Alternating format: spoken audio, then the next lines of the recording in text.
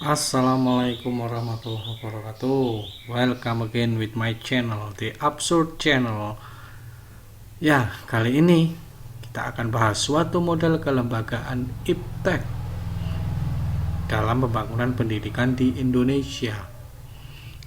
Kelembagaan iptek, ilmu, pengetahuan, dan teknologi.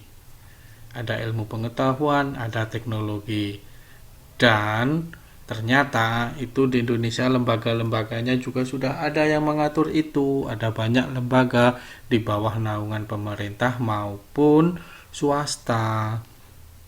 Oleh karena itu, mereka ini mengembangkan iptek di Indonesia.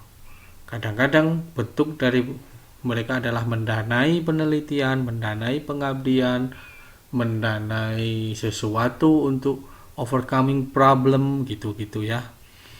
Ya, fungsinya seperti itu. Nah, kita lihat. Model kelembagaan iptek terdiri dari lembaga, berbagai lembaga, dan masing-masing lembaga memiliki tugas dan fungsi yang berbeda. Kenapa begitu? Karena bidang iptek ini juga sangat banyak. Kadang-kadang satu lembaga menangani satu bidang. Contoh, Ristek Dikti itu hanya menangani di bidang penelitian perguruan tinggi. Itu. Sedangkan ilmu iptek yang ada di ilmu kelautan itu juga ada lembaganya sendiri. Gitu. Yang menangani ilmu pengetahuan di kelautan, perkapalan, di pertambangan juga ada sendiri ilmu pengetahuannya. Lembaga ipteknya juga ada sendiri. Okay, let's check this out. First, LPPK Iptek, Yayasan Pendidikan Ilmu Pengetahuan dan Teknologi Indonesia. Yayasan Pendidikan Ilmu Pengetahuan dan Teknologi di Indonesia. Ini di bawah naungan swasta. Kenapa? Yayasan. Next, LIPI, Lembaga Ilmu Pengetahuan Indonesia. Contoh lagi Ristek BRIN, Ristek Dikti. Lembaga Ristek dan Teknologi, Riset dan Teknologi. And then BPPT. And then Pusat Unggulan Iptek. Ini kalau layarnya belum penuh, belum selesai nih contohnya ya pokoknya. Contoh lagi One Data. Nah, ini tantangan dan kebijakan One Data. Ini juga lembaga baru ya. Ini sebenarnya baru booming sekarang, tapi keberadaannya sudah sejak dulu. Tapi menurut saya ini baru booming menangani masalah sosial. Lagi Lembaga Bantuan Hukum. Oh, beda-beda kan? Namanya beda-beda. Ipteknya, ilmunya juga berbeda-beda. Ilmu pengetahuan dan teknologi yang digarap juga berbeda-beda. Next, suatu kelembagaan iptek berperan sangat penting dalam kelembagaan dunia pendidikan. Hal ini dikarenakan personalia dalam kelembagaan tersebut bekerja sama dan berupaya mengembangkan dan membangun sistem pendidikan yang baik melalui tugas yang telah diberikan. Jadi, setiap personalia itu punya tugas, dan tugas itu menuntut mereka untuk bekerja sama dengan lembaga lain. Tidak bisa dikerjakan sendiri. Contoh, kepala TU, KTU, ya kan? Personalia, seorang KTU itu kan juga harus bekerja sama dengan lembaga lain atau dengan pihak lain. Kalau dengan lembaga lain, lembaga apa? KTU kerjasamanya dengan BKD misalnya. Kalau dosen kerjasamanya dengan Ristek, guru dengan LIPI, dan lain-lain. Dari setiap personalia itu dalam ilmu pengetahuan itu mempunyai kerjasamanya masing-masing. Next, LIPI tugasnya, Lembaga Ilmu Pengetahuan Indonesia bertugas melaksanakan tugas negara pemerintahan dalam hal penelitian ilmu pengetahuan. Penelitian ilmu pengetahuan, LIPI. Umum bisa. Masyarakat umum, UKM, usaha kecil menengah ya, bukan usaha mahasiswa. Usaha kecil menengah masyarakat, UMKM.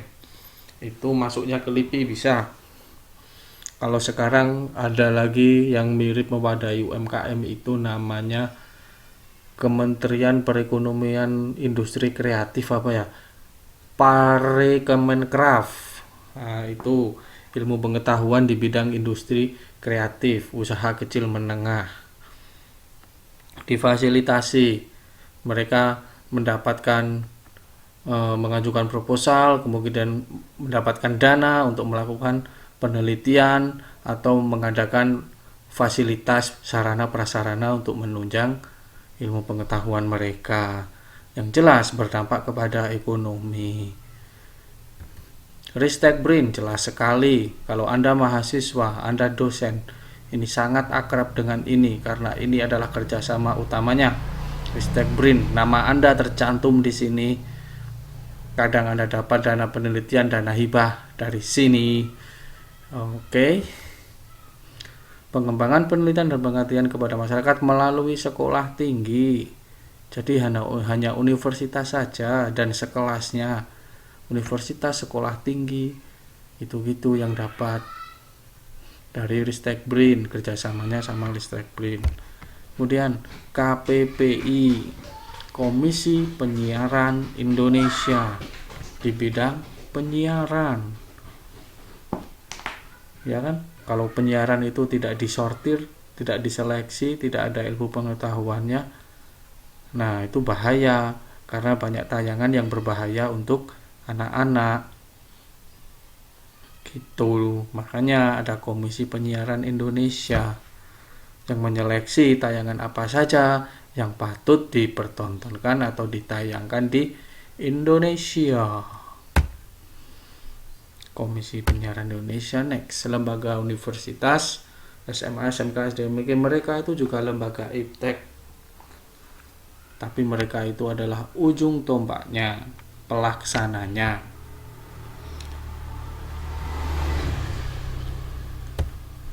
Nah, tahu nggak 101 lembaga penelitian yang mendapatkan penghargaan? Barusan nih 2020 sama Jokowi dapat penghargaan, ada 101 lembaga penelitian.